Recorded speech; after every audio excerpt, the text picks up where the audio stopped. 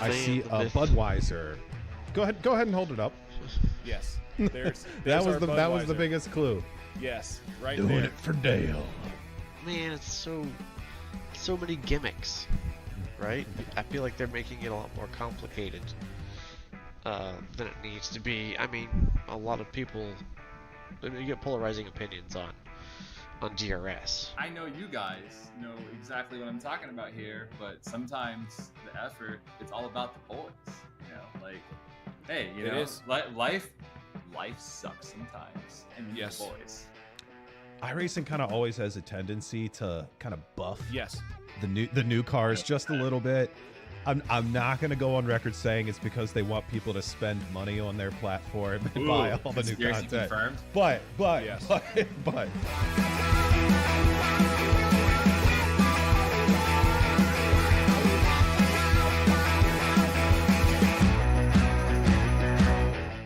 the field in Castro's hands, and he's going immediately. Gets a good jump there over Green and is pulling away. He is gapping early, even moving over to try to break up any sort of slipstream or help that inside line, making sure Green has his hands full coming into T1. Be your chance. Did Jason give Antonio just a little bit of a slow up? It doesn't look like it. Antonio down to the inside. Hopefully going to be able to make this move. Oh, that was close. Soto both coming very hot with a head of steam. Plava going up to try to move out of the way and give up the slipstream. Here comes Gilliland. Slow down. Gilliland coming in, going to try to challenge for this podium. They're going to go too wide. Oh, across the line. no! Oh, no! Gilliland and Plava come together. Gilliland's going to come back across the line in fourth place. Quite going to get there. There's a little bit of a lock up there from the Oh, my 46 goodness. car. He's gone deep. Whoa, I don't know how everybody was able to get through that. That could have been absolute tears for that front runner.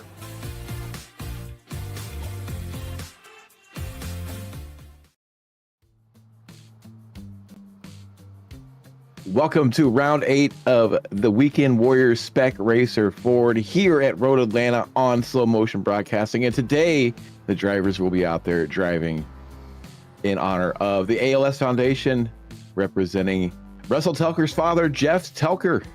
My name's Randall McGrew, not Ron Mons. And I'll be joined in the booth by Daniel Zippy Salmon. Welcome to Slow Motion Broadcasting. Welcome to Road Atlanta. We join the field as they are qualifying. About 9 minutes left in qualifying. It's a nice, cool day here in Southern Atlanta. We see somebody there in the background having a little bit of trouble with the exit of turn 7. We're going to jump in here and get a good look at what the leaderboard looks like. And Daniel, what do you think you're going to see today in this race?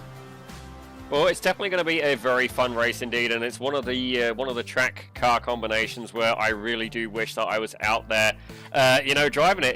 It's one of my favorite combinations. I love the Spec Ford. I love this track, and it's certainly somewhere where I found I've actually got a little bit of pace, which for me is quite surprising. And by a little bit of pace, I mean I'm very easily at least a second off Jason Green. But saying that, we had a good bit of fun here in the Miatas here for the Ray Esports Club Racing League just on Wednesday just gone. So definitely going to be a very, very fun race, and certainly having that back straight as well. We're going to see a lot of the draft battles going on, and it's going to be one of these races where you got to decide: are you going to focus on your outright position? Are you going to think about pit strategy, or are you going to be thinking about just fighting the guy alongside you? But Randall, before we get too carried away, let's have a quick look at the points if you would do the honors there, sir. Let's take a look here. Spec 1, right now we have Marco Pinero leading the way with a commanding lead over Jason Green in second. Bobby West rounding out the top 3 in Spec 1. And then we'll take a look here at, I believe, Spec 2 is going to come up next.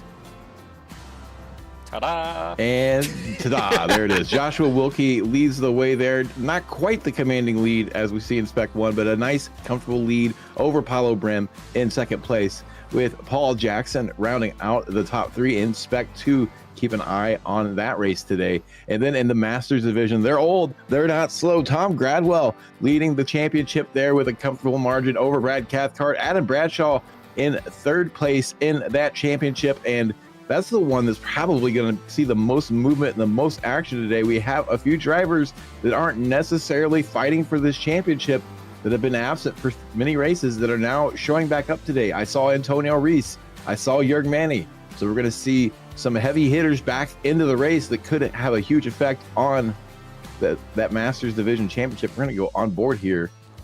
Well, that was coming through turn 1. Very close. That's a very difficult way to be following somebody through the opening sector of the lap. You're going to lose a lot of time. You're going to be set up for a nice slipstream down the back straight. We see coming through that blind crest of turn 3, making their way through the S's in turn 5. We've seen a lot of understeer here. Really have to get the car straightened out as much as possible for this late apex turn 5. Run all the way out there on that curbing. These cars do seem to handle that curbing pretty well. You're going to blend back to the left to open up the entry for turn 6. Going to brake pretty late between the first and second dash line. Get that apex, blend out again, and then brake pretty early for turn 7. You want to get there on that apex curb just the way that Kane did on that to get a good run through the corner. Now the slipstream. The slipstream's absolutely massive here as they run down the back, not straightaway. You can gain 5 to sometimes even 6/10 just off this slipstream. And you're going to see the huge effect that it has right there as Kane quickly closes up to the rear bumper and then moves to the right. Going to stay to the right to open up the 10A and 10B chicane, braking just past that first dash line on the track. Take a late apex to that first turn, and then because you really want to open up that second turn, which will cause you to run wide if you get a little too tight, which is exactly what we saw Kane do. And then you blend all the way to the left and open up that final corner so that you can be full throttle for that last corner. I was watching in practice, Daniel, and it looked like a lot of these drivers really struggling with understeer on that car. So we see somebody really struggling with understeer going through that first corner. Yeah, that was absolutely a full send right there. But I gotta say, it's definitely one of those races where I do really want to be behind the wheel. And I can hear Tamara. I say hear Tamara. I can see Tamara in the chat saying that the dynamic duo is back. And I was instantly thinking she meant me and you, Randall. I was wrong. So I had a little bit of a vain moment there, I guess, but she actually means these two gentlemen. It is Antonio Reese. He's back. Good to see him back on board. And then one of my personally favorite people here in the Weekend Warriors, where I can find him. There you go, ladies and gentlemen. Jürg Manny. And actually, while on the subject of these guys, I don't know. This has got to be something that Jason Perry has started. Like, I don't know what quite the deal is with this, but a couple of the guys feel they keep me to have a little bit of a car show here at the Weekend Warriors. Yeah, we see these guys lining up during qualifying every week, just watching people putting on a little bit of a car show, a little coffee and cars here before the race starts. Everybody has their lap time set. We have about another 4 minutes left in qualifying. We're at the point now where it's a little too late to get out there and try to start a new run, so they're just going to park it up and watch some people take the chicane. Oh, absolutely. And see here, this is our sponsor for this week. It's Russell Telker on behalf of his father, Jeff Telker, for the ALS Foundation. You're going to see that graphic appearing every now and again there in the top right. So we'll see if Mr. Telker can indeed make an improvement on his existing time. Currently, we're doing a little bit of zippy math here. We got about, hang on, 3, 4, 5, 6, 7, a 38 car grid, Randall. Wow! It is a big grid, and Vulture's Row up there in the chicane, they're going to have a good view of what it's like coming through that chicane for a lot of different drivers. So maybe taking some notes out there to see who's strong in the chicane and who's not, who's taking which lines, because there are a couple ways to get through there. But you see here, we're on board with another driver, and he really struggled going through turn 3, and now is going to struggle in the S's for turn 5, really understeering. So it's one of those situations and one of those tracks you really got to do the slow in, fast out, because if you come in with a little too much speed, we're going to see that car really start to skate towards the outside as it deals with understeer. And that was Russell Telker we were on board with. We see him now coming through turn 6, going to get that run through turn 7. I was a little surprised too at how well this car was handling the curbs. So they're able to use a lot of the curbing, and maybe because of that understeering behavior, they're able to use that curbing a little bit more. It provides a bit of stability to the car that I can't imagine going around Road Atlanta with an understeering car. I felt like every car that I've driven here that was fast wanted to murder me every time I touched the gas. Certainly, I think it definitely depends as well. The Spec Racer Ford, you can get away with quite a lot. Myself, I'd like to say I'm somewhat familiar with this car, having competed with it in officials. Actually, it feels like a few too many years ago now. But I'm going to give a quick highlight as well, especially to Russ Telker's paint. I'm trying to get a closer up shot of it, and this is all I appear to have. But that, I believe, is the ALS logo. You can see that on the front of that, so keep an eye out for that throughout the show. And again, thank you very much. He didn't just sponsor this round, he sponsored several, ladies and gentlemen. So certainly, if you feel you want to do a little bit to help his cause, by all means, check out the ALS Foundation there. But let's take a look, see who else we've got going around the track right now. Here's an interesting talking point. It's the Astor Price car of Hayden Bramley. Now, we have seen that this guy has incredible pace, ladies and gentlemen, but we do find he is, for lack of better words, absolutely inconsistent. You know, this guy is, he's certainly not as reliable as could be. Here we go. How's that tomorrow? Is that a little bit better? I do know we're currently adjusting the volumes a little bit. There you go. That should be about right now. And we do appreciate your support. But Hayden, I do find, is very, very inconsistent. He is one of the people who, I think he was the first person as well to graduate from the Suelio Almeida's motor racing excuse me, Motor Racing Academy, so you can actually book this guy as a coach at this point. But certainly with the inconsistency he's had, I don't know how I feel about that. I like the guy, but you know, I want to see him consistently having race finishes.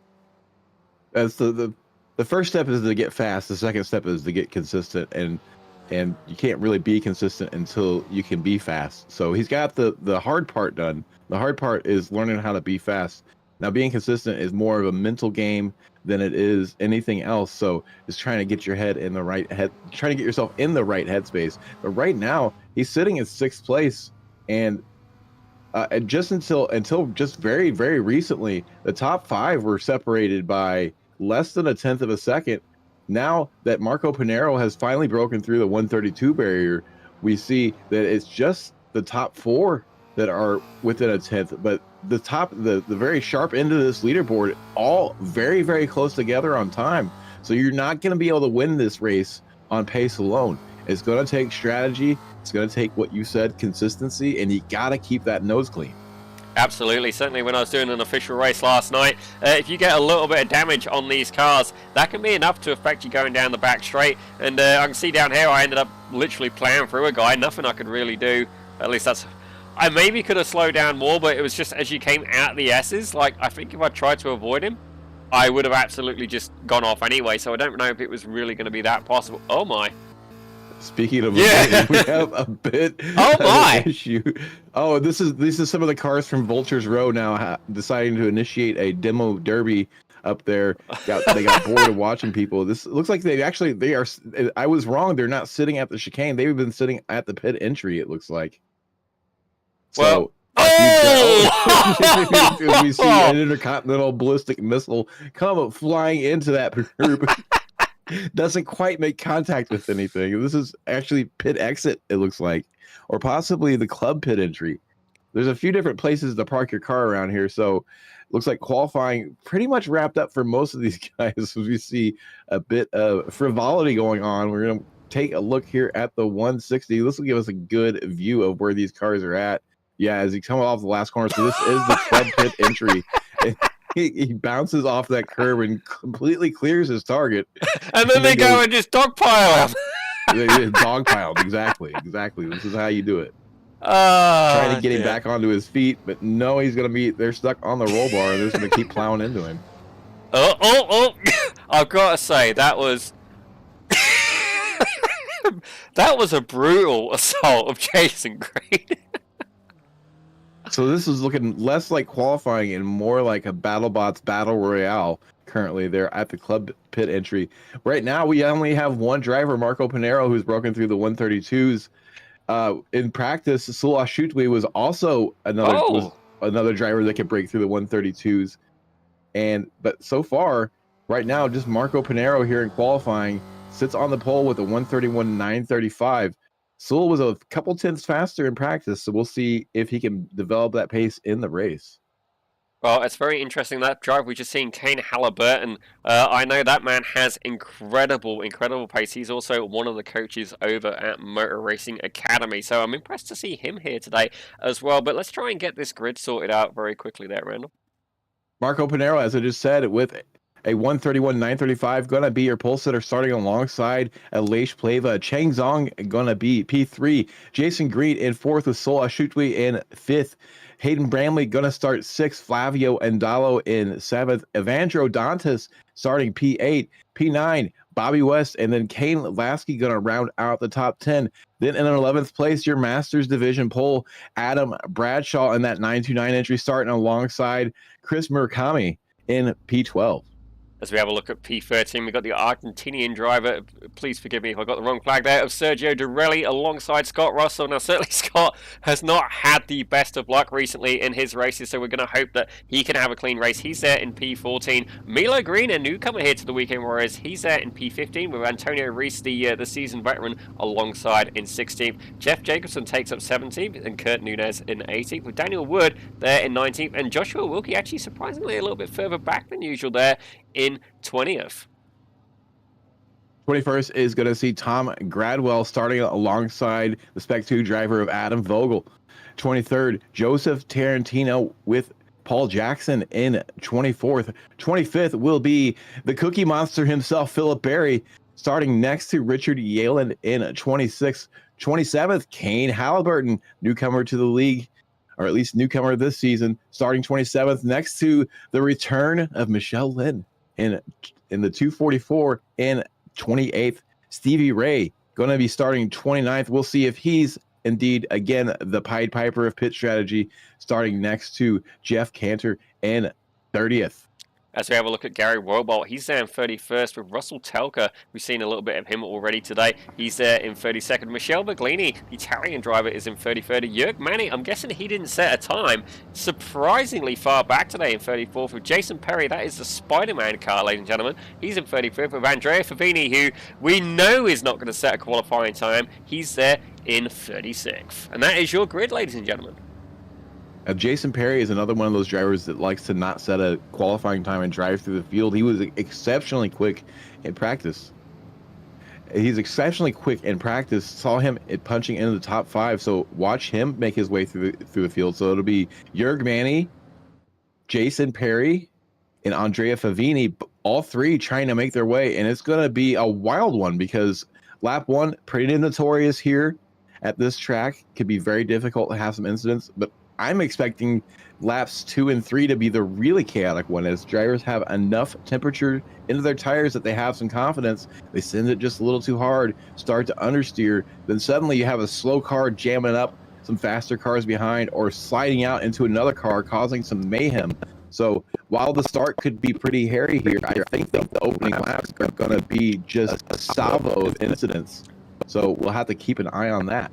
Well, it's definitely, to finish, to win the race, you first got a finish, and certainly, we've seen Marco Panero, he's absolutely dominating so far, and, not surprisingly, this guy has got talent. And Les Plaver, it's good to see him back as well, somebody who I think would be a lot higher up in the championship if they could actually attend every race, not to go and give the guy a little bit of heat or anything, but I'm just recognizing that you do indeed have potential. And certainly what is interesting as well is we have 2 Brazilian drivers alongside each other, Flavio Andalo and Evandro Dantas. I wonder if these guys are going to have a little bit of patriotic spirit and potentially try and work together to have a mutually beneficial race. Well, I can tell you one thing, Road Atlanta will bring out the demons in people. There's not much teamwork that goes on around here once that green flag flies. So we see the field coming down the back straight now, approaching the 10AB chicane. And any last thoughts, Daniel? What are we going to see here on the start? I got a feeling Marco Panera is going to try and cover off that inside line as fast as he possibly can, and understandably so. But, Randall, it looks like these guys are going to get ready to go green. If you'd like to do the honor, sir, take it away. We see the safety car dive into the safety of pit lane, and Marco Panero is going to go very early, get through the last corner, get that jump over Leish Pleva and easily cover off the lead. We see them 2 wide behind as they make their way through the final corner, trying to build up some speed. They approach turn 1. It looks like we have a look to the inside from, is that Chang Zong, and looking to the inside of Leish Pleva that does not have the position to get the move done. Now they're going to start working themselves out. Single file. There's a little bit of contact back there. Look like Jason Green and Evandro Dantas. Green going to take to the escape path and going to have to rejoin here into a very busy track. It looks like he's going to lay on the brakes. Now at the top of the grid, in the first half of the grid, everybody pretty much working themselves out single file to get through the S's in turn 5, which is very smart. Everybody now in survival mode, just trying to get through this start. We're going to start seeing people try to push and try to close some gaps, maybe make some early moves as Jason Perry rejoins at the very tail end of the field. He's going to have a lot of ground to make up. It definitely wasn't the way that Jason Green wanted that to go, but on the upside, he may have avoided getting some heavy damage. So certainly, he's been inadvertently put on the same kind of warpath there as our good friend, where's he gone now? Andrea Favini, you know, the Swedish driver. As I see, there is a few people moving around here. What's happening with Kane Halliburton? I wonder if he picked up a slowdown. Looks like Kane having some issues with turns 6 and 7, possibly a little bit of contact. I'm not seeing much damage on that car right now, but he's going to fall back behind. Actually, it does look like he has some damage, so possibly some contact on the right front. So some issues in turns 6 and 7, probably coming into turn 6 too wide with somebody else, and that understeer probably came out into him would be my guess. Yeah, as I have a quick look there, it does indeed look like that right front has indeed taken some damage. Now, yep, he is already there heading into the pit lane. So some casualties here. He's another driver as well who I've seen absolutely incredible pace from, but certainly last time I saw him race, he did indeed, for lack of better words, he got mullered. Let's have a quick look as well, see what battles we've got going on here. So Paul Jackson, he's currently getting in a little bit of a fight. Stevie Ray ahead. There's a whole pack of cars, ladies and gentlemen. Honestly, it is a case of where on earth do you start? We're going to try and have a quick look. Let's see who had Jeff Jacobson there. He's a bit further up the field. You see there, right behind Josh Wilkie, and very much under pressure from Daniel Wood. So absolutely, I don't even know where to start, Randall. Battles happening all over the field here in the Weekend Warriors. They haven't had much time to stretch out, and that slipstream on the back straight will tend to bring everybody back together. As we see, it looks like Kurt Nunez running a little bit wide there on the entry to turn 6. Now going to be under pressure from, is that Stevie Ray on the inside of him? No, that was Tom Gradwell on the inside trying to make that move stick. Does not get it done, and now he's going to fall into the clutches of Perry coming down the back straight. We're going to see if they can get this worked out. Up ahead, we see cars fanning out, but right now he's challenging for a position. Now he had to defend a position. He's going to retain that position. Oh, and Stevie Ray's going for it too. Very defensive. And then, as you said, Stevie Ray on the inside, and we got some trouble ahead. We got a slow car. We're going to have a big pack back up there, in the little bit of contact going around. That you had to see that coming. It was easy for us to see from the blimp, almost impossible for these drivers to see from the cockpit. So no surprise, a little bit of damage there to the Cookie Monster machine, and he is going to be cursing that chicane. That he had no idea that the cars were going to be backing up like that. And next thing you know, he's having to throw out the anchors.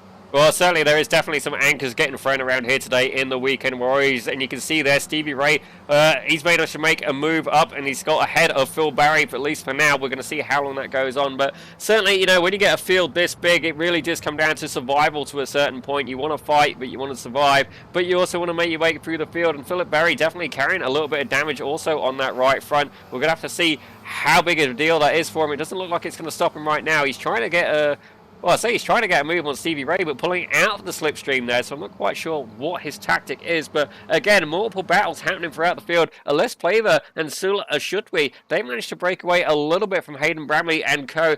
to try the podium away. And I've got no doubt that these guys are very intentionally going to be trying to give each other a little bit of nudge, a little bit of encouragement. As you can see there, it was very short-lived. Bramley already up on the back, and he's made a move on the inside of Sul Ashutwi. Is he going to be able to hold on to it, though, side by side as they exit the chicane? It looks like Cheng Zong trying to capitalize on it as well. Very, very close. 3 cars almost side by side as they head around the final turn. Absolutely got cars moving every which direction as we see. Oh no, did we just have Marco Pinero? No, he came back. It looked like he might have some connection issues there for a second as we saw him disappear. We don't want to see that happen. Aleix Plavis sitting second. Hayden Bramley up 3 spots now to third place. Sul Ashutwi, who had made his way around Cheng Zong, was challenging for that second position. Now is going to have a little bit of damage on the front end. So it looked like some of that maneuvering in the braking zone ended up with a little bit of contact. Hopefully it won't have too much effect on his straight line speed. It looks to be mostly cosmetic at this point.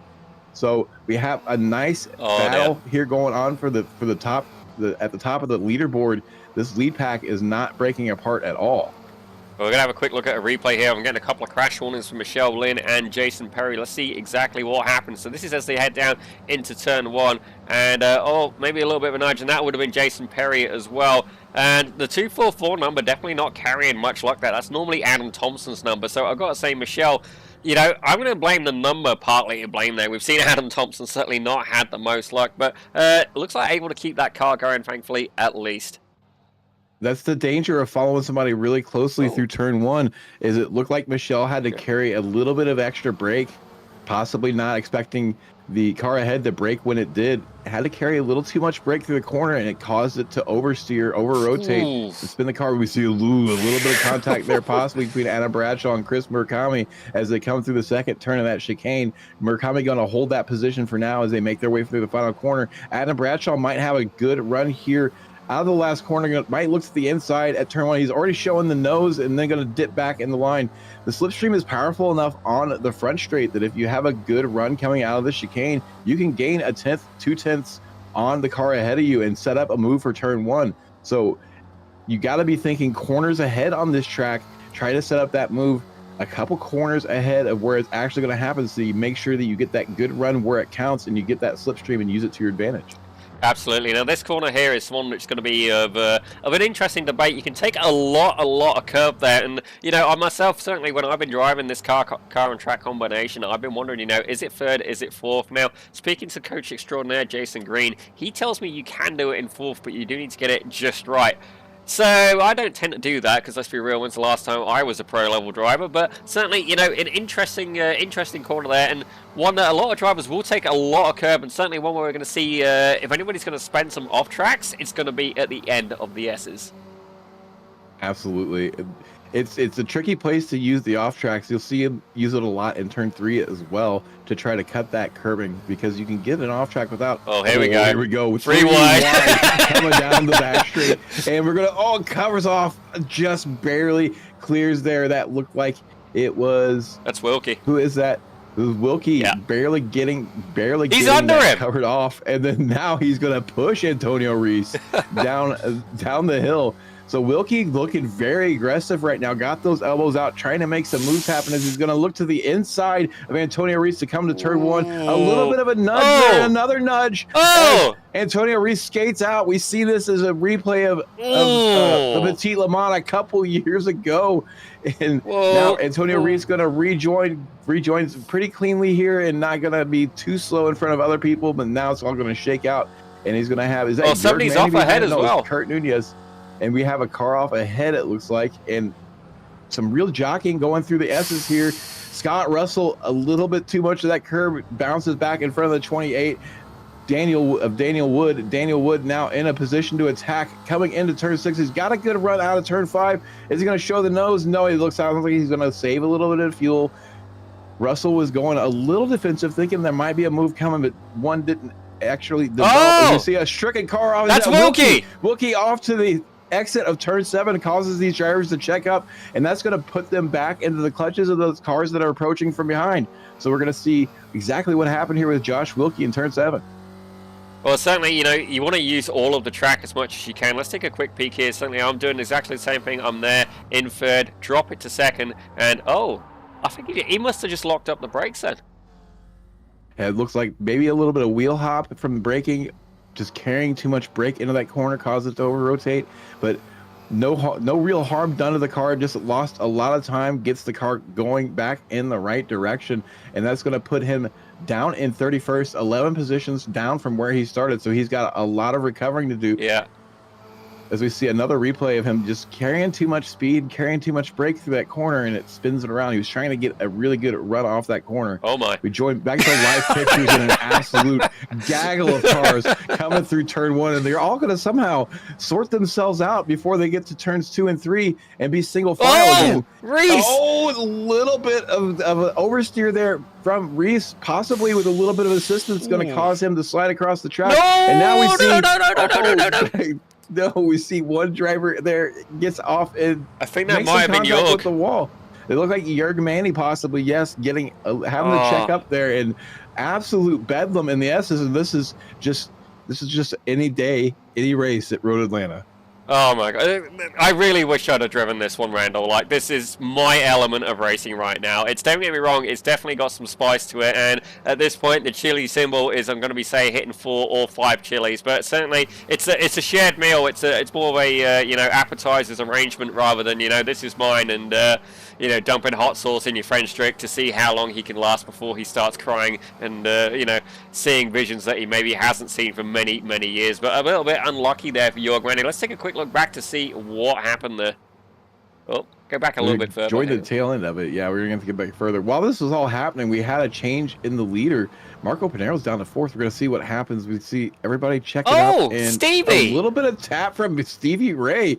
Going to send naughty boy Jorg for a bit of a ride. And he does manage to keep it out of the barriers, so not going to be too much damage there. But Nazi admins. Something with league admins around here lately, causing some stuff to causing a little spice to happen. It happens. We're all drivers, right? Oh yeah. Like, where are we supposed to look at this point, Randall? As a director, like, I'm kind of like you get like the meme where you just got the person going just pointing in all sorts of random directions. That's what I'm doing with the mouse right now. But at the minute, we are back here at the front of Marco Panero. As you can see, he's dropped back to 4th place. Now, it'll be interesting to see, suddenly, if that was me, I would be very grateful for that. That is a very good place to be, because while it's very fun and very, confidence inspiring to be leading a race, it's certainly not the most advantageous. You want to be actually the 2nd or 3rd pack in the car, but I say that Bramley is absolutely charging. Thought they were going to go 3 wide for a second. Let's see if they can get through the chicane cleanly. Certainly we've seen a few people come a victim. So right now, Cheng Zong in front, Bramley in 2nd, a little bit of a lock up there. Les Plaver trying to go up on the outside, and I believe that is still a Should-We there, trying to give a Bramley a little bit of a nudge as well. Yeah, Bramley looked like he had a panic break a little bit there and got some heavy contact with the leader, Cheng Zong, and now he's going to have some front-end damage, and it's pretty well caved in, so that's going to definitely affect his straight line speed. We see him, he's already off the pace, so I wonder if... No, he definitely didn't look like he was off track, so I don't think that there was a slowdown there. I think maybe he's just trying to assess the situation, but it looks like he's down on speed already. He might even have some front-end suspension damage with the heaviness of that hit. That's a lot of damage on the front of that car, and you see the lead pack is pulling away from him now. So Hayden Bramley gonna be struggling to keep up now, and luckily he's got a big gap back to him, but he's gonna be quickly falling into the clutches of those cars approaching from behind, and we'll see him make his way down the order. Once he gets into the pit window, he needs to come in and get repairs as quickly as possible. So we'll probably see him pit just as soon as the pit window opens. Cheng Zong, your leader, with a 1-second lead right now after that incident in the chicane over Aleix Pleva. So Aleix needs to get that visor down, get on the button, and try to close that gap up. He's going to have Marco Panero there on his bumper. Marco not looking very racy right now, seems to be very, very happy to sit in that position as Aleix is going to defend and bring Marco Panero alongside. So Aleix may be doing a little bit of gamesmanship here and doing some lifting and coasting, trying to do some leapfrog to try to get some momentum going to close that gap up to Cheng Zong. Everybody trying to do some fuel saving. Marco Panero, most likely when that move happened, just kind of let that move for the lead happen. And like you said, you kind of want to be the 2nd or 3rd place car in this pack. That way you can save some fuel. 100%. Now, Bramley is 100% going to have to come into the pits, and as I say that is exactly what he does. He brings it into the pits, and I do see actually a couple of people have been in. Antonio Reese has been in, Scott Russell's been in, Daniel Wood's been in, Richard Yallen's been in, Brad Cathcart, he's been in, and yeah, a lot of people taking an early pit stop. Now, don't get me wrong, have they got enough fuel to make it to the end? At this point, I don't know. And certainly another thing to factor in as well, if you are fuel saving, that will throw off your estimated fuel for how much you're going to need. So if you then all of a sudden come back out and you're in clean traffic, well, that could be very, very detrimental as to whether you make it to the end of the race or not. And we see also Stevie Ray has made his way into pit lane, so the pit window is officially open, as typically we see that Stevie Ray is the Pied Piper of pit strategy. He comes in. Antonio Reese has been playing that role a bit too. We're seeing stop times a bit longer than we normally see. Not a surprise. Normally we see about 10 to 12 seconds of fuel, or 10 to 12 second stop times, and what we're seeing this week is 13 to 15 seconds. So a lot of full throttle time around this track means you're going to be using more fuel. So not a big surprise that we're seeing longer stops. So if you're going to be fuel saving, if you get that down to that 11 seconds, 10 seconds, you might be in fuel trouble, but you also are going to gain a lot of time on track. Well, it depends on how you do it, Randall. Like, certainly, you know, I agree. You do have a lot of time spent at full throttle, but you can see, there you go, you just heard it. Tom Gradwell, 100% dipping the clutch just there, trying to save some fuel. You can see Kurt Nunes is ahead of him. That is who he really wants to fight with. Milo Green, newcomer, is ahead of him in the number 9 machine, but his battle right now is with the car ahead of him. It is Kurt Nunes, and certainly, if Nunes is out front, he's not going to be able to save on the fuel because of, you know, Milo Green may not necessarily be expecting anybody to lift at certain times, right? So I think Gradwell right now could be in a shot when leapfrogging Nunes in the pit cycle. It could be a good opportunity. We saw a move getting put on Tom Gradwell there as we cut away. Aaron Vogel right now leading the way in Spec 2, and he's in a bit of a safety bubble here. Nobody really around him. He's got 5 seconds to the car ahead, 7 seconds to the car behind. So now he just basically run quality pace laps with no traffic. And so he's in a good position to come home with that Spec 2 win and a pretty good finish overall. Well, as you can see here, Adam Bradshaw, he's not quite got that luxury. Right behind him is Chris Murakami. These guys are both in the Masters, 10th and 11th overall, but that gap certainly still within a draft range, so Murakami will be very aware of the fact Bradshaw is ahead of him, but how much can he do? He's certainly going to save a little bit of fuel down. It was about 7/10 of a second as they started this back straight, and you can already see there 1/10, 2/10, heading for 3/10 now. He's absolutely getting pulled up the road by Bradshaw, and you can see here as well, a lot of people I find going a little bit too hot to that chicane. Maybe Bradshaw did the same, and look at that gap. It was 7/10 of a second, 2/10 of a second now. Are we going to see Murakami make a move in this next coming lap? He's definitely in a position to make that move, and he's closing the gap coming out of the final corner, so he's going to have to make the move pretty early, and it looks like he's comfortable being where he's at. He kind of comes up to the bumper of Bradshaw, then backs off, so employing a bit of fuel saving himself, not interested in fighting for this lead quite yet. Murakami taking a bit of a lift there going into turn 1, but we saw he was at the very last bit, the very extreme range of slipstream, and he was still able to close up 3 to 4 tenths before they got to the chicane, and then a couple more tenths just by having a better line through the chicane. So even when you're far back, you get a good benefit from that slipstream. So if he's this close this lap, he's going to have a much better run and will gain 5 to even 6 tenths off of that slipstream. Yeah, we've already seen Murakami give Bradshaw a little bit of a shunt going down the start finish. Now, where he's certainly, like you were saying, much closer, is he going to be able to give some going down this back straight? And you can see ahead of him is Fabio Andalo and Sergio Dorelli. Now, I think that's what his game plan is. I think he wants to try and catch up to the back of these guys and potentially slingshot themselves up to 8th and 9th, respectively. We see some battles on the leaderboard up front. Marco Pinero had retaken the lead, but now he's fallen back to 3rd once again. Chang Zhang going to lead the way with Alish Playla behind he and Marco. So we see some battling going on up front, some shuffling of positions. Nobody really wants to lead completely. Everybody wants to be doing some fuel saving. Marco Pinero right now doing a good job of not leading too much, and we know that he knows how to fuel save. We know that he knows how to attack a pit entry. So right now, I think he's the high watermark for what you got to do, who you got to beat. After the pit strategy shakes out, I expect he's going to have a little bit of a gap in front of him or behind him. Yeah, certainly this is going to be very, very interesting indeed, because some people as well, they don't run a clutch, certainly for iRacing. I know myself, I don't. I just don't like the feel of the clutch pedal on my Fanatec V3s. Oh, sorry. It looks like Jason Green and Tom Gradwell both get into the pits. I hate to interrupt you there. I thought possibly okay. there was an incident, but no, they are both just in the pit lane. So not as exciting as I thought.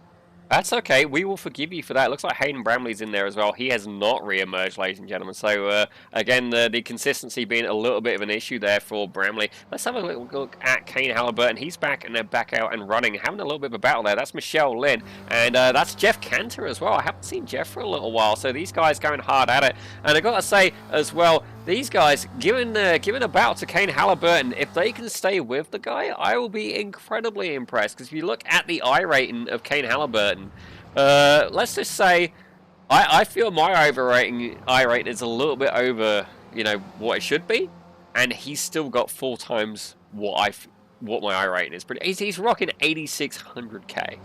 That doesn't sound right. So 8.6K. clearly a very skilled driver in the likes of Kane Halliburton, possibly just not as much experience or possibly just a bit rusty in the Spec Racer Ford, so not really punching up to his iRating quite yet, but to give him a couple weeks.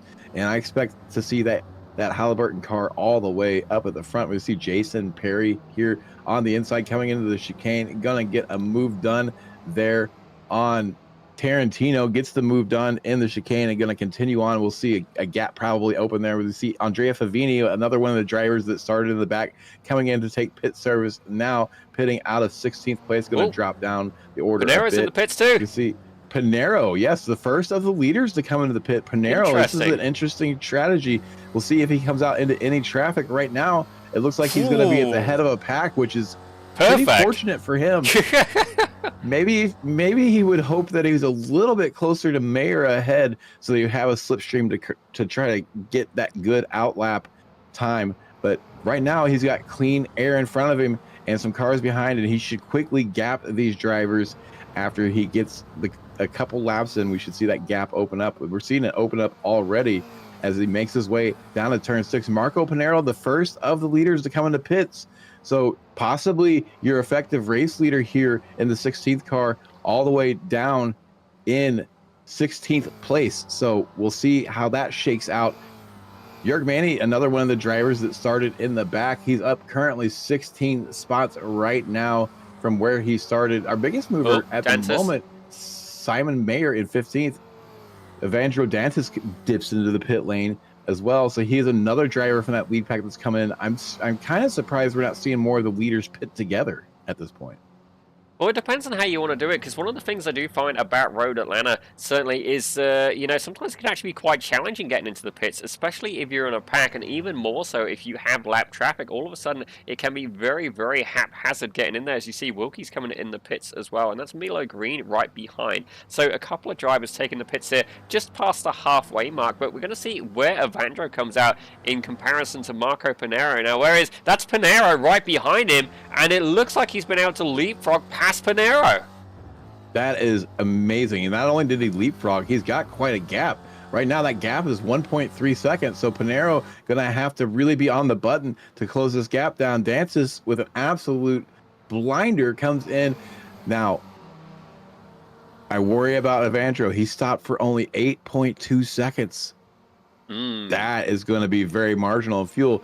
And in comparison, Marco Panero was stopped for 12.4 seconds. So Evandro is going to have to employ some saving strategy in order to make the end of the race. I'm fairly certain.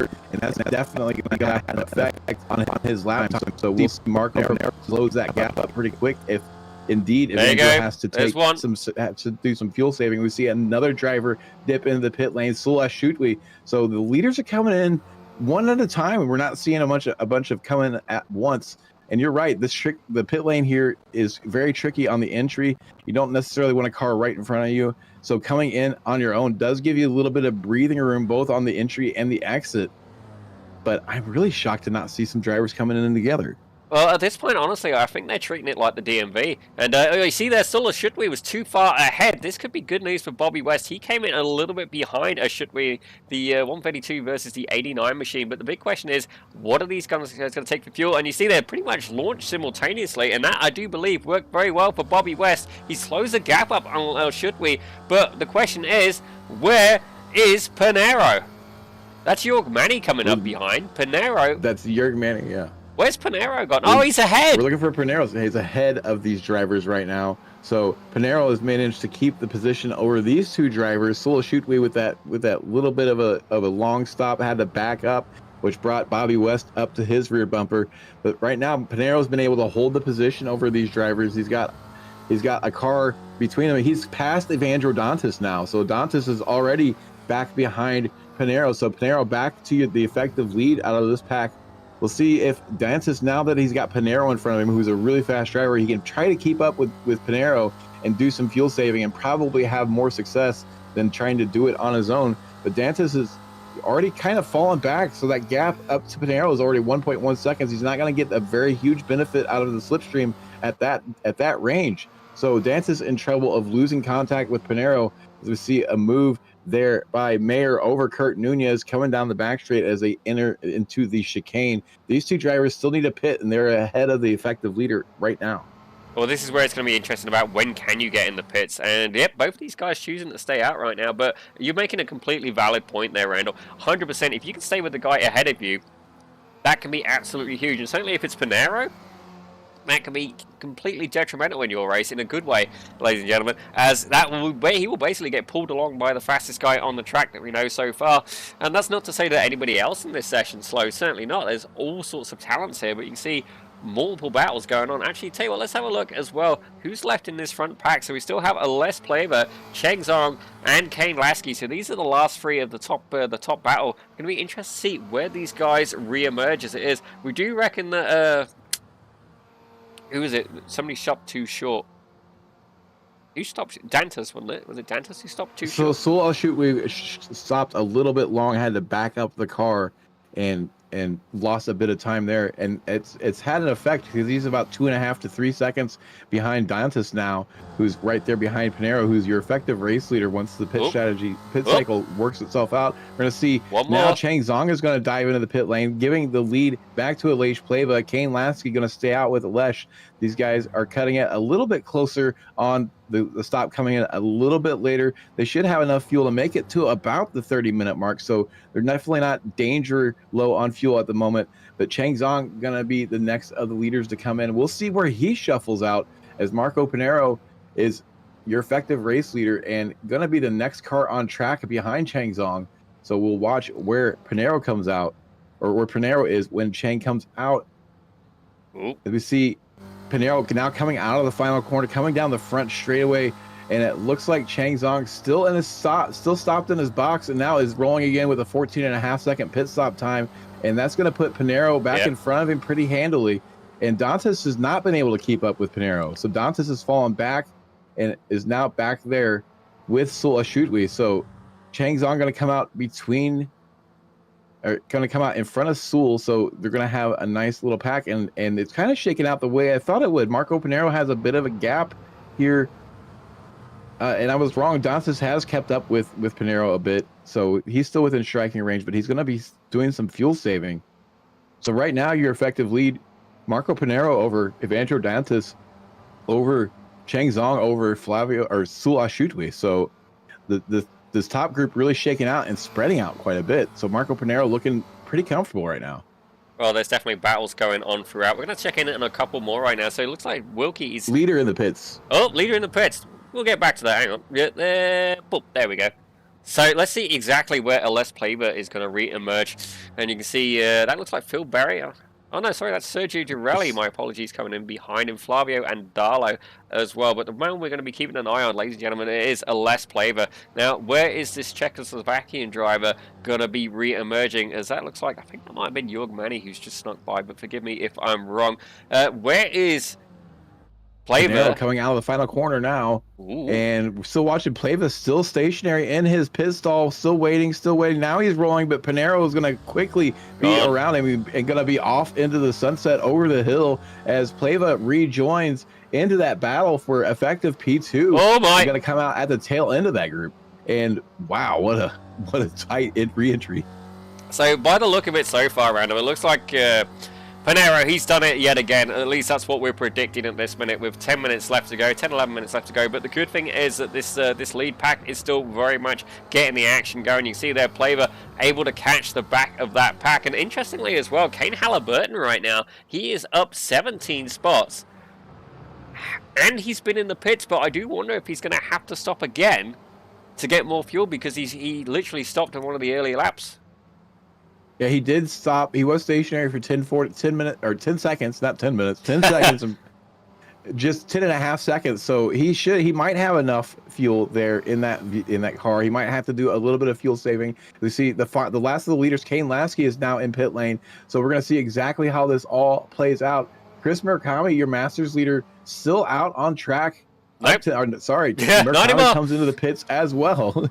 So your Masters leader, your Spec 1 leader, both into the pits now. We're going to jump on board with Marco Pinero as he comes over the hill, to approach the final corner to see where exactly he comes out or where he's going to be in relation to Kane Lasky. Still waiting to see Kane Lasky. Kane Lasky is on his way now. So Kane Lasky going to be pretty close, not as close as he'd like to be, but he's going to be there, and he's definitely going to inherit P2, and he's going to stay, it looks like, pretty close to slipstream range if he can get the move on. Right now, he's going to possibly be there to attack Marco Pinero in a couple laps time. He really needs to have a couple good laps here to close that gap up. Marco Pinero going to be trying to lay down quality pace laps to open that gap up to get rid of that slipstream. But as they make their way through turn 5, Kane Lasky's in a decent position, and Marco Pinero runs wide. Is that going to cost him speed down this short chute in the approach to turn 6? It doesn't look like it caused much damage to his lap time there, but Kane Lasky in good position, definitely pushing to try to get that gap closed, and it looks like he's going to be close enough to get at least some slipstream down the back straight to hopefully close that gap up a little bit more. So should we right just outside of slipstream range of Kane Lasky, so we could see a recoalescence of this lead pack, but right now Kane Lasky trying to track down our leader Marco Pinero here in the closing stages. Well, I think he may have been hanging on by a hair at this point, and you can see there that draft very much in effect. That gap gone from 9/10 of a second all the way down to about half a second at that point. But the question is, can he stay with Pinero through the rest of the track? Is it just a straight line drop that's going to keep him in it? We're going to see. Certainly it'd be good to see Pinero getting challenged by the rest of the field as we look further back. Oh, that was Plaver taking the scenic route. Plaver running wide coming across the hill. It's pretty easy if you get the chicane wrong to find yourself very wide coming across the hill. He had to back out, and that gave the spot to Chang Zong, and it looks like Dantis now on his rear bumper. So Dantis still trying to hold on to a good finish here. He's sitting in 6th place, but he's going to have a lot of fuel saving left to do. He certainly is. We're going to try and check in on this battle as well. It's going on between I'm so sorry, Jason Green, Daniel Wood, and Antonio Reese. These guys are hard at it. And actually, Antonio Reese, he's currently P3 in the Masters right now. Bradshaw a long way ahead. We saw Antonio Reese having a little bit of a tangle there with Stevie Ray earlier. Certainly a little bit of a... It's almost like you're just telling a horse to move on kind of deal. That, you know, that little slap on the rear end, and frankly able to control it, but certainly still having a fun fight with Daniel Wood ahead of him, and Jason Green as well. Now, when we saw Jason Green go off, I think it was lap 1, lap 2, had a little bit of an off track there going through the S's, and he has so far managed to recover back all the way up to 13th, so sheer power to JG. Great job, as I'm hearing Kurt Nunez has had an accident. We'll see what happened with Kurt Nunez right now as they come through turn 1 in this replay, and nowhere for Nunez to go. Gets some heavy damage to the front end, and has to park the car there on the inside of turn 4 and tries to get it rolling again. We're going to get a better look here from the roll bar to see exactly what happened as everybody gets ahead of him in the single file, and it looks like Gradwell, this looks like a big checkup in front of him, and he just couldn't see it, and Gradwell suddenly has to throw out the anchors, and Nunez, with nowhere to go, does not anticipate that sudden slowdown at a point where you're expecting the cars ahead of you to be accelerating, not slowing down. Kurt Nunez, an unfortunate victim there, as we've seen Katie Halliburton making a move on the inside of Milo Green, who's ahead of Josh Wilkie. So Halliburton showing some pace here at the end of this race. We're going to see Wilkie coming into the pits again. What's going on with Wilkie? He's already been in once. He definitely stopped for long enough. So possibly we're seeing a black flag here for... No, I wouldn't say it's a black flag of the way he's pulling into the pit, the box lane.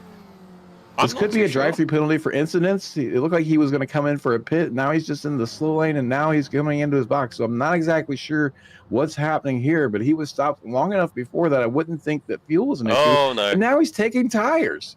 I think Wilkie's race may have indeed head down the porcelain pan at that point. I don't think that's the result he was looking for. But let's take a look, see what's going on. Les Plaver, Bobby West, and Sul Shutway there. Actually, no, my apologies. Sul is a little bit further ahead. That is Evandro Dantras in the back. And Chang Zong with a move up the inside, going to get 2 for 1 there in the chicane. And gets a little bit of bump from behind from Aleix Pleva. So there's some contact, some bumper cars going on in the chicane, and now they're going to be too wide. He didn't make it. To the final quarter, Evandro Dantras comes into the pit lane, is not going to be able to make it on fuel. Is going to have to get a splash of fuel.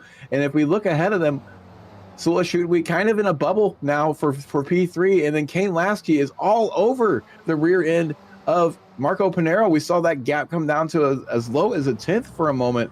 So Kane Lasky definitely has been able to catch up and keep up with Marco Pinero. So a shoot we there trying to close the gap, not really close enough for a slipstream, but we have a race on our hands.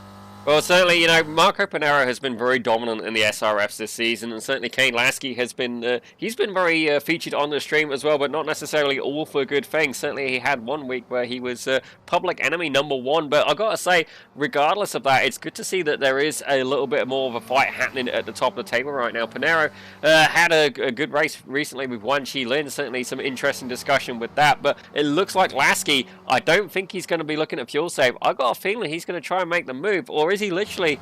No! He's bump drafting Pinero. He's concerned about how should we, even though he's 1.9 seconds back. Exactly right. He's extremely concerned about should we, because if he goes fighting too early for this lead, they're going to slow down, and that's going to bring Sul into this fight, and he only wants to deal with Marco Pinero. He does not want to have to deal with two drivers, because whenever you have a pack of three, like we have right here, what always seems to happen here, Chang Zong going to come into pit lane, so Chang Zong not feeling that he's going to be able to make it, either that or has a penalty from incidents, but Chang Zong coming into the pit lane in the closing stages to possibly take a splash of fuel. That's going to leave this battle between Aleix Pleva and Bobby West for 4th place to just be a pair. So normally what happens when you see 3 cars together on the last lap is you end up 3 wide in the chicane, and it always ends in heartbreak for somebody. So Kane Lasky not interested at all in even letting that be an opportunity, as we see Chang Zong going to drive through the pit lane. So it looks like possibly a drive-through penalty because of incidents for Chang Zong, going to throw a wrench in his race. Well, it's interesting, he had that gap up earlier to about 1.8 seconds over Sul Ashutwi, and already that gap's fallen in by about half of a second now, so I'm interested where they're losing the speed at this point, but it looks like Murakami and Bradshaw, they're still fighting out for the Masters win as it stands right now, with about 3 minutes left to go in the SRFs. We could be seeing some gamesmanship out of Marco Pinero with Kane Lasky. He might be parking it a little bit more than normal on some apexes to try to back Kane Lasky up in this little shoot. We hoping that with a little bit of pressure, he's able to open up the gap. But we see a car on the inside there when Murakami and Bradshaw come through. Who was that exactly? It looks like a lap down car. I believe it's Michelle Viglini? I believe so. Let's have a quick look to see exactly what happened to Michelle here. I do wonder if it was the same result as Wilkie, just ended up getting a little bit too much over rotation. Let's take a quick peek, and yep, pretty much summarized that one, and ended up on the inside. Thankfully, did not try and make a remove back onto it, but certainly would have given Bradshaw a little bit of a scare there for sure. So I'd say that's a safe rejoin. No issues there on my book. That is a safe rejoin if you're Adam Bradshaw and Chris Murakami. Chris Murakami has gotten the move done. It looks like possibly in the chicane. Now going to take over the Masters Division lead. Going to go defensive down the front straightaway before coming back to the left-hand side of the track to open up that entry to turn 1. But Murakami gets the move done and is now your race leader in the Masters Division. And we'll see if he can keep it over Bradshaw. We're going to take a look at a replay here. Tell us what happened, Daniel. Well, it looks like they're making the most use of that draft there, and certainly a lot of space left, a little bit more generous than I would have been, that's for sure, and yeah, just gets the move done on the straight before they even get down to the chicane, so certainly clean, very strategic, and we'll see just how long they can keep hold of that, because this is one of the tracks, and with the draft involved, you got to keep in mind, when do you want to make a pass? If you make the pass too soon, you could indeed literally be watching that position sail right back past you later on in the race. We see now the leaders are approaching the chicane. They should be taking the white flag this time by. I got my eyes out of the commentary booth on Barney the flagman to see whenever he reaches down to grab that white flag. The leaders coming out of the chicane now, coming over the hill. Got some lap traffic ahead of him that's actually going to help him with some slipstream. Or sorry, no, that's Kane Lasky. Kane Lasky is now your leader. White flag in the air. Kane Lasky in the lead. Sula should we try to close this gap down? It's now under a second, so he's going to have slipstream if he can keep this gap. So he might be in the catbird seat right here. He could have a massive run coming down the back straight into that chicane. Kane Lasky kind of moving back and forth across the track, taking a defensive line. They come through turn 3. Sula Shudwi has closed that gap up. He is going to join this fight. He is in the perfect position. As long as he gets a good run out of turn 5, he should be set up for turn 6 to be right there. And that's exactly what's happening. He's able to get a good run through turn 5, closes that gap up. He is in the absolute perfect position. He's going to get a double draft down the straightaway here. Look out for Sola Shoot. We could see a 3-wide move going into the chicane here on the white flag lap for the overall race win. Right now, Kane Lasky over Marco Pinero over Sola Shoot as they come out of turn 7 the final time down the back straightaway. Kane Lasky leading the way, and let's see if he employs the Iberian Snake to try to break up the slipstream. Right now, holding the inside, he's not going to give up that left-hand white line at all. He does not want to give up the inside run into the chicane. We see everybody kind of closing up. Marco Pinero going to close up.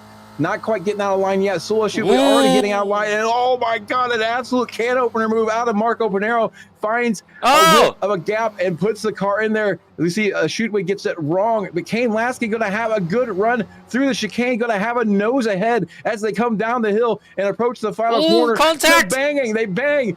And right now, Kane Lasky just covers it off and wins by a car length over Marco Pinero. Sola Shoot comes home third. Bobby West in fourth. A Leish playbook going to round out your top 5. And what an amazing finish here at Road Atlanta. That was certainly, we're going to rewatch that back in just a second. Let me try and flag this. There we go. That should have got it.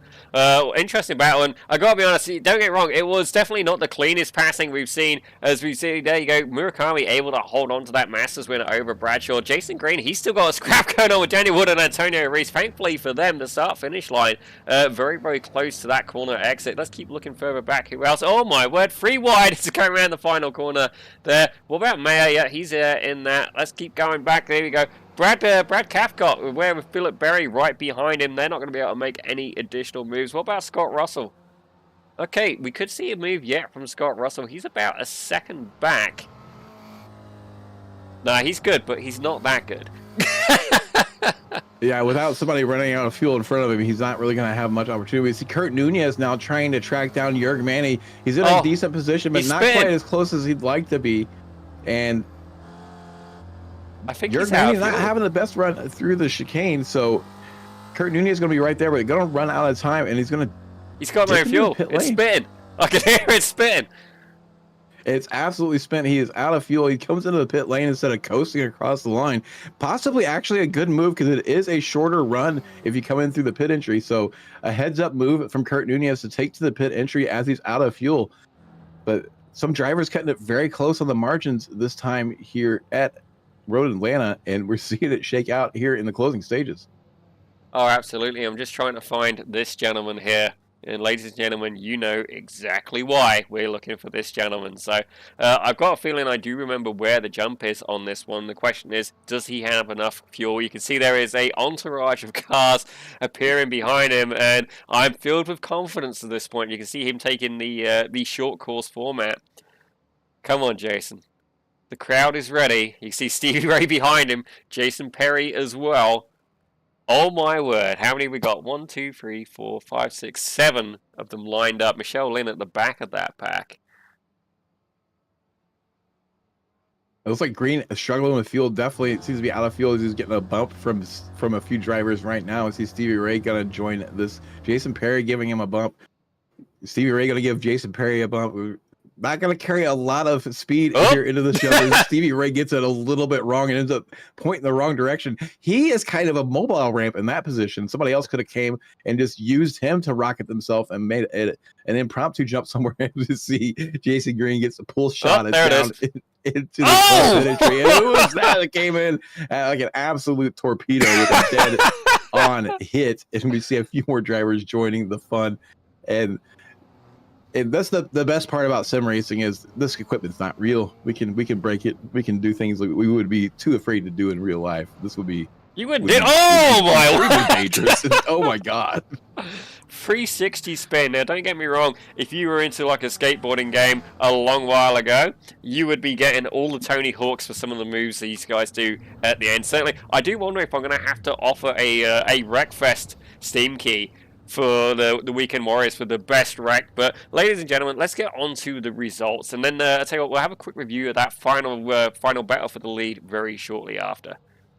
Your overall winner, bringing the challenge to Marco Pinero, Kane Lasky by less than 1/10 of a second. Marco Pinero in second. Sola Shootway did his absolute dead level best to try to join that battle for the win. Comes home P3. Bobby West gonna come home in 4th place. Elish Pleva comes home P5. He had a strong race all day. Sergio Durelli, who we didn't really cover much, has a sneaky, really good race. Comes home in 6th. Flavio Andalo in 7th place. 8th place, Chang Zhang, who was fighting for the win at many points during this race and had to come into the pit lane to serve. It would look like serve a penalty. Chris Murakami coming home in P9, but is your Masters Division winner in that 901 entry, right ahead of Adam Bradshaw in 10th. As we have a look at 11th now, Jason Green took that pretty clean race for him with Daniel Wood right behind him and Antonio Reese taking the 3rd spot in the Masters Division. Aaron Vogel, he did great. He had a Series 2 win today. Good job there for Marie United Team VRT. He's there in 14th overall. Evandro Dantas, certainly a winner of the Thompson Trophy. We actually had a few of those today, Randall. He's there in 15th with Andrea Favini. Again, this guy started at the back of the field. So actually, we'll find out in just a second. How many positions did Andrea make up? Like, it was absolutely insane. I'm just 20. Damn. Gained at 20. He was the big mover of the day, Favini, and behind him, Simon Mayer also gained 20 positions. So I've got to say, hats off to those guys. That is an absolutely fantastic job with Milo Green on his debut run, taking a very respectable 18th place. And as we have a look at 19th now, when I hit the right button, I've got 2 things that look the same, ladies and gentlemen. Jason Perry takes 19th with Brad Cathcart taking 20th. Philip Berry, the Cookie Monster, coming home at 21st in front of Paul Jackson in 22nd. Stevie Ray, league admin, Pied Piper of Pit Strategy, comes home in 23rd with Gary Wobolt in 24th. Scott Russell, 25th. Jeff Cantor, 26th. Jörg Manny, who had some troubles early with Stevie Ray there in turns 3 and 4, comes home 27th. Michelle Lynn coming home in 28th. Kurt Nunez going to finish 29th, and Kane Halliburton busting some rust out there. The first driver 1 lap down in 30th. As we have a look at 31st, we had Richard Yalland there, Tom Gradwell as well. I think I saw him get a little bit tangled up earlier, but don't hold me to it. He's there in 32nd with Joseph Tarantino. Those 2 guys have been having a good battle so far this season, so that's 32nd and 33rd. Michelle Vaglini, we've seen there, had a little bit of an incident earlier on. Joshua Wilkie, we're not quite sure what happened to him. We'll find out in our own little SMB discussion on that one. Not a good day for the hometown heroes there in 35th. And Russ Telker, not feeling the best today. He's there in 36th. As we have a look, I believe that is... Nope! We got a couple more. My apologies. Hayden Bramley, I was just reading in the chat. The car spinning in front is why I had contact. Otherwise, there wouldn't have been a touch otherwise. So that's what happened to Hayden Bramley today, ladies and gentlemen. Jeff Jacobson, he's there in 38th with John Payne in 39th. And I believe that closes out our grid, Randall. I'll tell you what. Let me hit a button here. There we go. I'm going to try and find very quickly. I'm going to try and find the pass at the end. We'll just have a very quick review of that. Just give me 1 second there. Randall, maybe some closing thoughts while I do that. Road Atlanta, this seemed like every race I've ever seen or taken part in at Road Atlanta. It's just action-packed the entire time. There's not a moment to breathe. You'd think you have some time to breathe down that long back straightaway. Absolutely not. You're playing high-speed chess and trying to determine if the car right behind you is going to attack or not. And we're going to see a replay of this battle in the chicane. Kane Lasky on the outside going to have the better run down the hill. He's going to get the move done. This was the move for the lead a few laps before the end. So Kane Lasky takes the lead there at that point. This was not the white flag lap pass that we saw. It was a bit closer, and there were some paint swaps there on that last lap.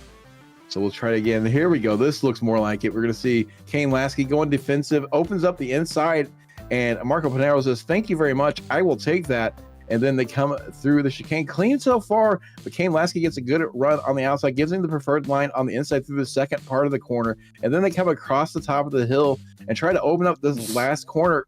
Panero doesn't go quite as wide as Lasky was probably thinking, and they bump a little bit. This is all fair game, though. That's just good, hard racing. Yeah, to be honest, like, it didn't look that dirty, and even certainly as well, after seeing the move that Panero did on Wan Chi Lin, I kind of feel it was nice that he got a little bit of a taste of his own medicine on that aspect. That's the way I see it, ladies and gentlemen, and I think you summarised it well, and I know you used to do a bit of race stewarding as well. I think you might even still do some of that. But, Randall, I understand you've been able to catch up with Chris Murakami for a quick interview. That is your Masters winner. Masters winner Chris Murakami, we saw you engage in a race-long battle with Bradshaw. Tell us what it was like out there for you today. Oh, wow. That was great to get back. I got to hold on here. I got your broadcast on. I'm not going to hold that against in you. an echo. Do you hear it in the background? No, we don't hear it, but you're probably hearing me twice. Oh, okay. Poor guy. So, yeah, wow. That was a lot of fun out there. Got married, and so I had a little time off. So you got married, had a little bit of time off, thought you'd show up to Road Atlanta today. Did you expect to be engaged in a battle with Adam Bradshaw the way that you were today? It seemed like you guys were together the entire race.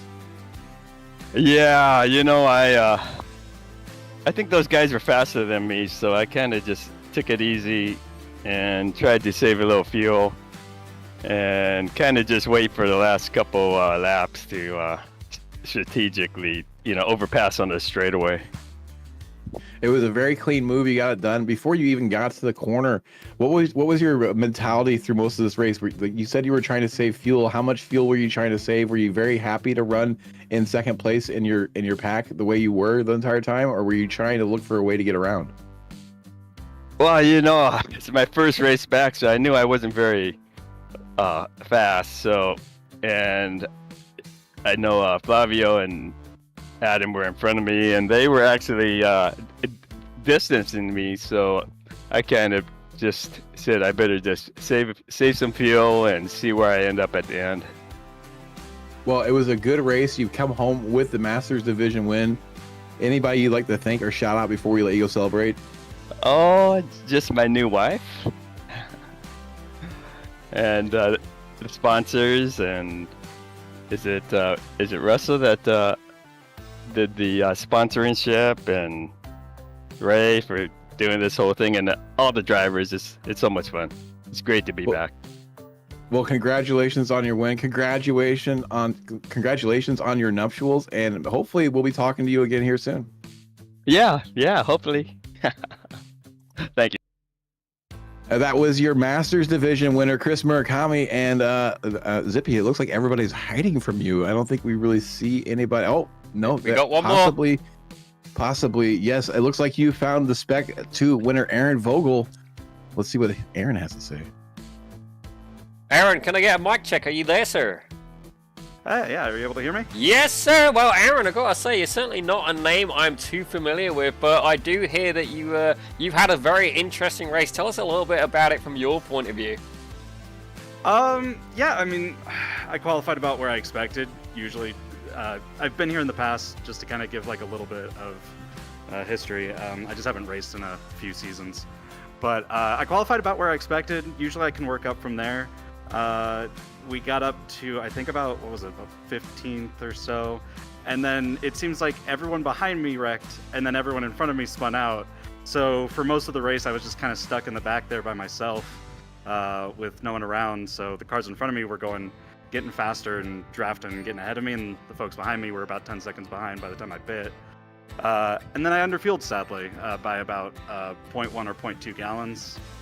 Got to the line on fumes, I think I was at half a lap of fuel on that last lap at the start of it, so I was able to save enough fuel to kind of keep my position where it was, but it was kind of stressful that last lap.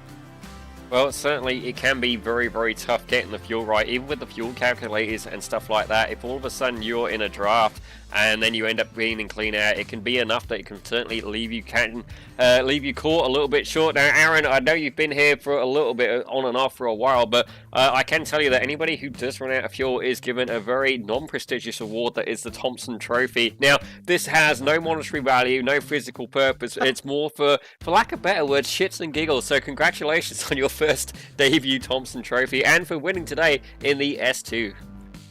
Thank you very much. I'm so happy to win that award. Well, ladies and gentlemen, that was Aaron Vogel. Good to have them here in the Discord chat today, and certainly as well, let's have a quick look as well So we didn't get Kane Lasky, we didn't get Marco Panero, and we didn't get Sula, or should we? So none of the S1 drivers wanted to grace us with their presence today. If there's anybody else very quickly out there who wants to pop in quickly, make it quick. We'll come and have a chat by all means. It's open field, ladies and gentlemen. I don't mind who pops in.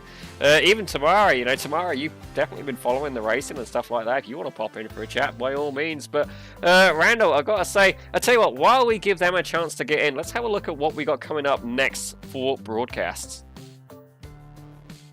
Next Wednesday, we have the Ray Esports Club Racing League in the GRP2 GT4 at Sebring. The next Saturday, the Formula Vs are going to take to Indianapolis.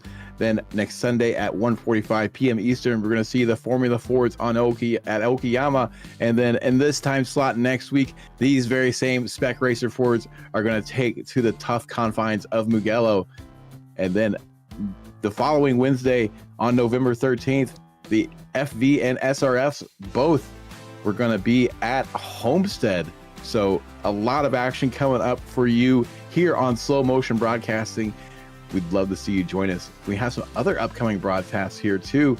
It looks like the BIS Formula Ford is going to be at Alton Park on Wednesday evening on the 6th. Then on the 13th, they will be at Montreal. And then the following Wednesday on the 20th, they will be at Summit Point. And then Wednesday, November 27th, we'll see them in the Radical SR10s at Donington Park. And then back into the Formula Fords for BIS on Wednesday, December 4th at Summit Point, brought to you by Pit Road Productions. Yeah, that is our sister channel, ladies and gentlemen. As you can see there, oh, that's Meline Green actually taking a scenic route there. Daniel Wood having a little bit of a tangle there with Aaron. You can see, so just in the background, but ladies and gentlemen, none of you have decided to stop in and see us. So Randall, I think it may be time to do that magical part of the show where we have to say goodbye, I'm afraid. Absolutely. And once again, I'm reminding everybody that for today's race and the rest of the season, the Spec Racer Fords for the Weekend Warriors are racing in remembrance or in honor of Jeff Telker and the ALS Foundation. So check out the ALS Foundation. If you have some charity dollars to give up, consider giving them to the ALS Foundation. Another exciting race in the Spec Racer Fords is now complete. Round 8 is in our rearview mirrors. We look forward to round 9. I am Randall McGrew. I've been joined by Daniel Zippy Salmon on behalf of the Weekend Warriors, Ray Esports, and the ALS Foundation, and Slow Motion Broadcasting. We hope you have a great day, and we'll see you again real soon.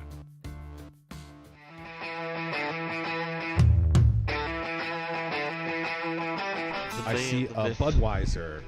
Go ahead and hold it up. Yes. That was the biggest clue. Yes, right Doing there. it for Dale. Man, it's so many gimmicks, right? I feel like they're making it a lot more complicated than it needs to be. I mean, a lot of people, you get polarizing opinions on DRS. I know you guys know exactly what I'm talking about here, but sometimes the effort, it's all about the boys. You know, like, hey, you know, life sucks sometimes, and we Yes. the boys. iRacing kind of always has a tendency to kind of buff Yes. the new cars just a little bit. I'm not going to go on record saying it's because they want people to spend money on their platform and buy all the new Conspiracy content. confirmed. But Yes. but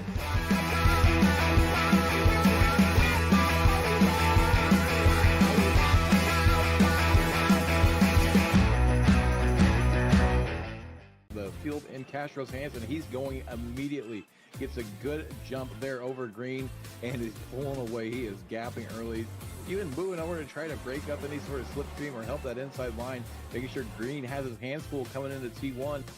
Your chance. Did Jason give Antonio just a little bit of a slow up? It doesn't look like it. Antonio down to the inside. Hopefully going to be able to make this move.